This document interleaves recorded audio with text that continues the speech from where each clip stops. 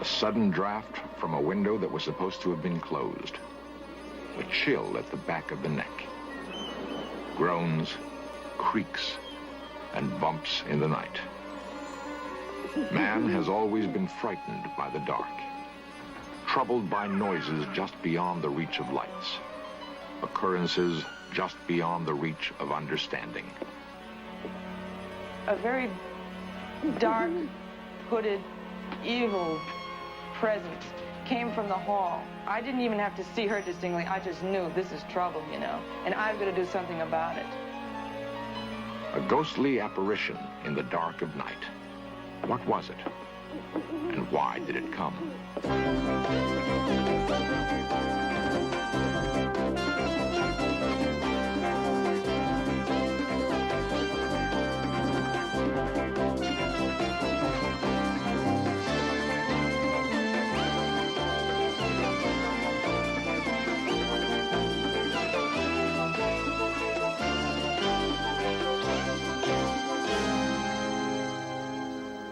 An astonishing event occurred on a still summer night in a Maine fishing village. An event witnessed by the latest occupants of a house with a long history. An event which prompts tonight's search.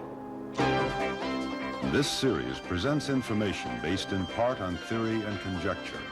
The producer's purpose is to suggest some possible explanation, but not necessarily the only ones, to the mysteries we will examine.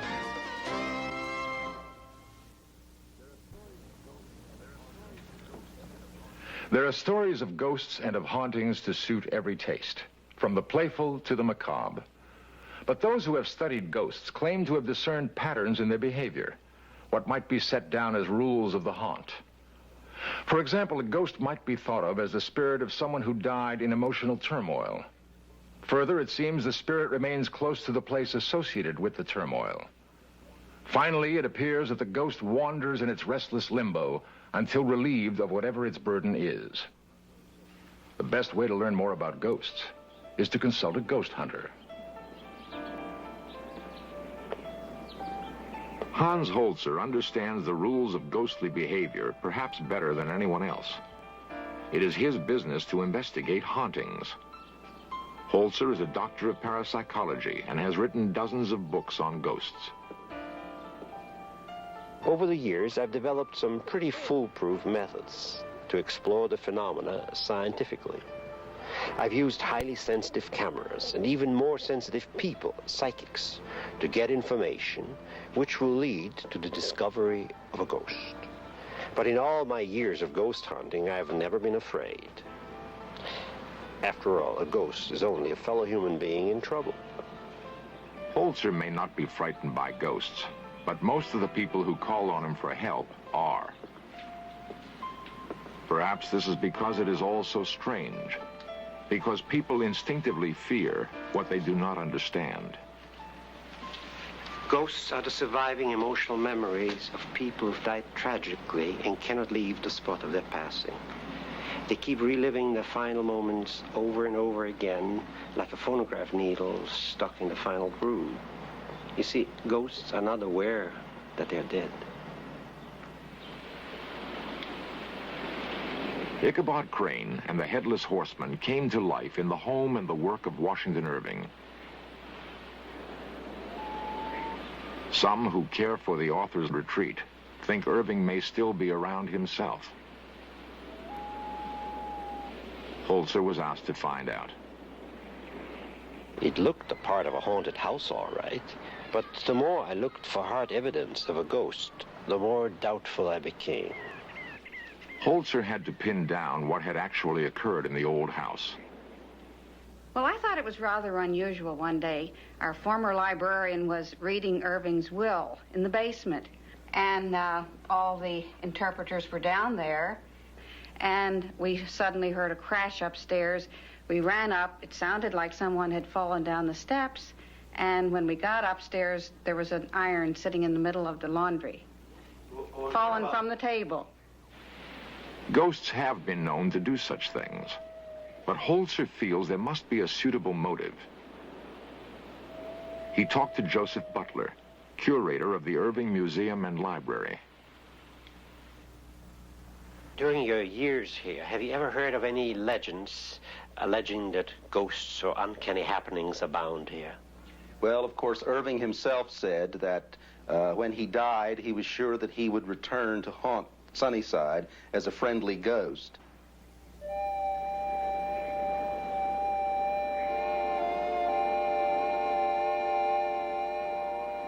Irving's whimsical warning that he might return as a playful ghost didn't square with Holz's experience, his knowledge of ghost behavior. The ghost at Washington Irving's cottage had no substance after all. But in the little fishing village of Port Clyde, I found a different kind of story. Port Clyde is a fishing village wedged in a rocky enclave of the Maine coast. Indians fished these waters long before the Europeans came. Then, for a time, the Yankee whalers held sway here. They were strong, practical men steeled for long voyages in search of whale. They were replaced in time by fleets of cod fishermen, the same practical Yankee breed. Now it's lobster that lures the men of Port Clyde, but little else has changed. Making a living from the sea still demands courage and skill, and there's little time for frivolous pursuits and wild imaginings.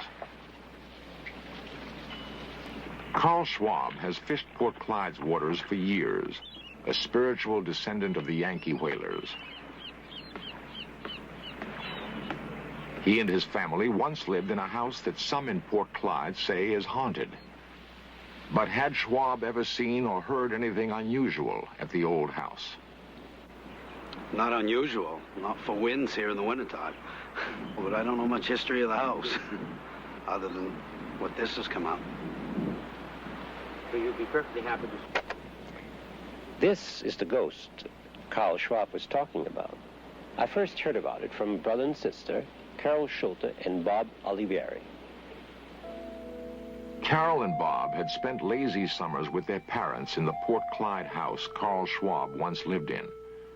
It was a fine retreat for the young people. A wonderful old house full of nooks and crannies and creaking wood. It was weather-worn, but comfortable. There was a night in the summer of 1972, however, which was not comfortable at all. It was the night Bob Olivieri became aware of a presence in his bedroom. One night, I was awakened by a noise in the hallway, like a pacing of footsteps. I had no idea what it was. I got up, and the sound stopped. And as soon as I got back in bed, I heard the noise again, these footsteps. I got up again, I came to the same spot, and it stopped. And so then I checked my parents' room, and they were sound asleep. I thought maybe it was my 3-year-old nephew. I went down the hallway, and I checked in his room, and he was sound asleep in a crib, and my sister was sound asleep. So then I came back in bed again. And while I was in bed, I got in bed, I heard the footsteps again. And they were coming up the hall, and they stopped. It seemed like it was at the edge of the hallway. And a few minutes later, I could feel something on my sheets, like a pressing, like someone pressing down. And there was nothing near, but I could see the sheets being indented. And it kept on coming up my body till finally at the end, something pulled my hair. And I was just scared for the rest of the night. I couldn't get to sleep. Carol, what exactly happened to you in this house when you slept here one night? Okay, first of all, I was sleeping in this bedroom in here, which is generally my mother's and father's bedroom, but I just happened to be sleeping here that night. And I was in a deep sleep, and my girlfriend was sleeping in that room with her animals. Now, one of her animals, a Siamese cat, came in and woke me up, or tried to wake me up several times, and I finally did wake up. I lay there and I thought, well, it'll go away, you know, and then it just kept rubbing against, like, my face and everything. So I was like this, and I sat up to turn this light on. I said, this is the only way I'm going to get rid of this cat, by turning the light on. And I sat up to do that, and I never got the light turned on because I sat up. I realized that there was a light there And the cat, who was still here, was also looking at, you know, this light, which was right at this window. At first, I saw a little figure. It was female, and she had her hands up to her mouth, and so she wasn't quite sure whether or not she wanted to do this. She was very shy, you know, going like this. And, of course, all this happened in a matter of split seconds. She got larger, and I realized that definitely it was a female figure with a white, the brightest white I'd ever seen, nightgown on, and very small shoulders, you know, slender. And I said, Marion? Marion? Carol awakened me in the middle of the night by calling out my name quite urgently, and I woke up, and the first time I heard my name, I didn't want to respond to it because it frightened me. And then she screamed out my name louder again, so I blinked my eyes again, and I realized that I could see through her, and I realized then that it wasn't Marion. And she right away started communicating to me through her hands. Now, her hands started to go through washing movements. And she got larger as she came to me. Now, as I got scared in direct proportion to her approach. And I knew that she wanted me to do something. She was desperate in a way. And at that point, I really was scared, and I ducked under the covers, so to speak, and I just called Marion. And then she screamed out my name louder, and there was quite a note of urgency in her voice, so I got out of bed, and I went running across the hall to the room in which she was sleeping. And she clutched at me and said, Marion, I have just seen a ghost. And I believed her because it was very real. Past my fear, I sensed that there was something evil. There was an evil presence. If Bob, Marion, and Carol truly experienced a ghostly visit, then Hans Holzer must determine whose ghost was abroad that night and find a way to put it to rest.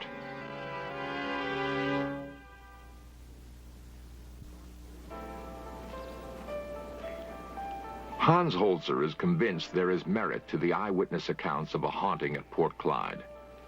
He has enlisted the help of psychic Ingrid Beckman for the next phase of his investigation.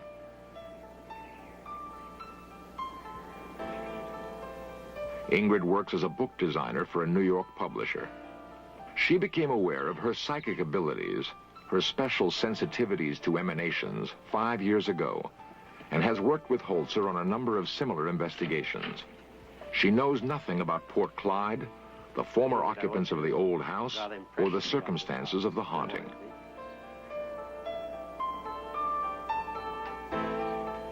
Hans, immediately I feel the presence of a woman.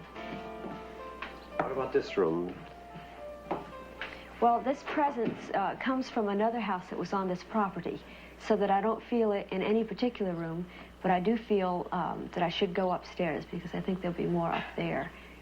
Hans depends on Ingrid's sensitivity to impressions of the past that may remain in the structure, and to any non-visible emanations she may detect. As I go through this house, I can see in my mind's eye the house that was on the property before. And in my mind, I sense a field back in this direction. And there was land that went with this. Now we're upstairs. I want you to look at every room and give me your impressions of it. Well, the upstairs is the most active. I sense a woman who is waiting. And I have an impression now of a storm that she is very upset about. A gale of some kind. It seems to be November. I also feel that she has looked out of not this very same window, but windows in this direction of the house. And I just got an impression where she says she, meaning a schooner, was built on the Kennebec River. It seems to be a, I think it's a double-masted schooner. And it seems to be her husband who's on this. Ship registries of the 19th century confirm that a whaler named Catherine sailed from these waters. Records of her crew, however, are lost. What does she look like? I see a tall woman who's rather thin and frail with dark hair. And it appears to be a white gown. Could be a nightgown I see her in. Looks like a nightgown to me, with a little embroidery on the front. Hand done. Let us see if she cares to make contact All with right. us. We'll go back into that first room then.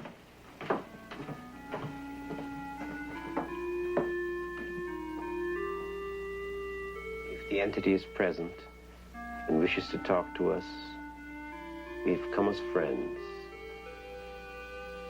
She's very unhappy here, Hans. She says her family hails from England. I get her name is Margaret. Margaret what? Something like H or something of that sort. I'm not getting the whole name. What period are we in now? This is, now she says 1843. She's very unhappy because she wanted to settle in Kennebunk. She does not like it here. She doesn't like the responsibilities of the house. How did she get here? Her husband liked it in this fishing village. She was very unhappy about his choice. Now, is she here? She calls Kennebunk the city. That to her is a center. Why is she still here? She's left with all this responsibility. Her husband went on a ship. Her husband had a commission.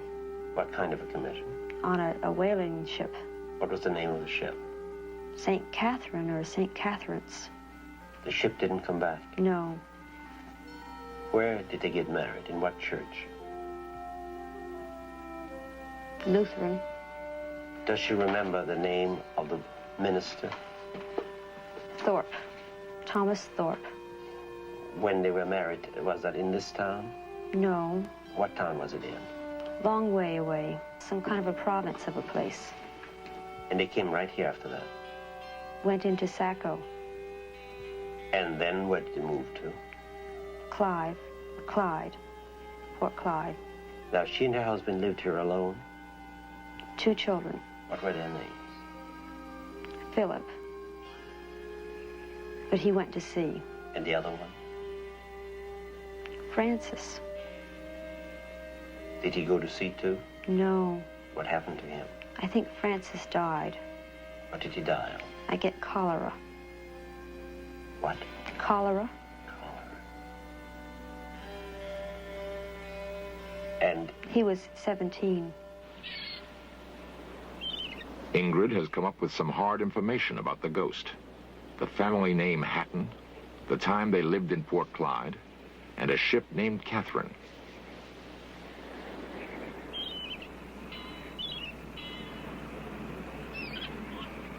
Holzer would eventually seek out the town historian, Colonel Albert Smaley, for corroboration. now, to the best of your knowledge, does the name Samuel and Hatton mean anything in connection with this area? Yes, Samuel Hatton lived at Port Clyde prior to 1850. That I'm sure about. What profession did he have? Sailor. Was there a ship called the St. Catherine in this Yes, part? there was. And would it have been built at the Kennebec River? Or connected with it in some way? As I recall, it was, and I believe it was built in the Sewell Yard in the Kennebec River. Do you know the area of Port Clyde where the Leah Davis house now stands? Prior to this house, were there any houses in the immediate area? I've always been told that there was a house there. The Davis that owned it told me that he built on an old cellar. And how far back would that go? The new house was built around 1870. And there was one before that? And there was one before that. A sailor's wife, living alone for months at a time, in a town she didn't like, with the burden of her duties weighing heavily on her. Heavily enough, Holzer thinks, to have kept her long past her time. The problem is clear. Free her if he can. And she's alone now? Yes, she is. Is she aware of her passing? No, she's very concerned over the flocks. She says it's now come April, and it's time for shearing. Is she aware of the people in the house now? She wants to communicate. What does she want them to do for her? She wants for them to help her with the farm. She says it's too much. And the soil is all rocky. And she can't get labor from the town. She's having a terrible time. Can you see her? Yes, I do see her. Can she see you? Yes. Tell her that this is 1976 and that much time has passed.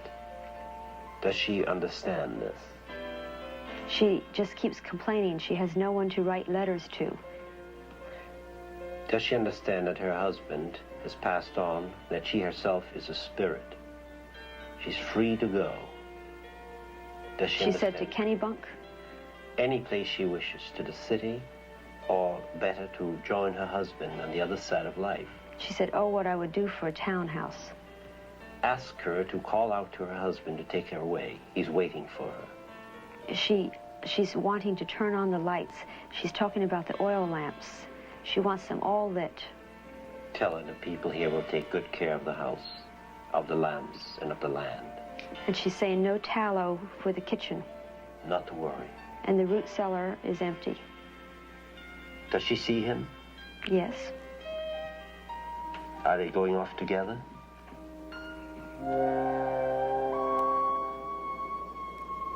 Only time will tell if Hans Holzer was successful.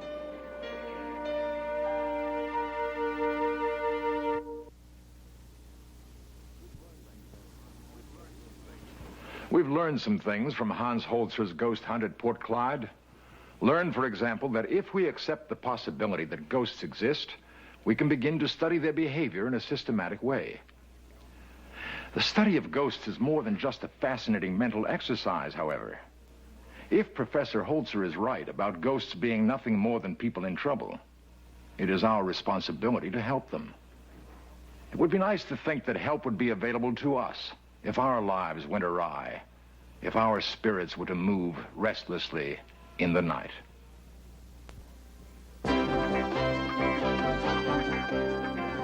Lost civilizations, extraterrestrials, myths and monsters, missing persons, magic and witchcraft, unexplained phenomena. In Search of Cameras are traveling the world, seeking out these great mysteries. This program was the result of the work of scientists, researchers, and a group of highly skilled technicians.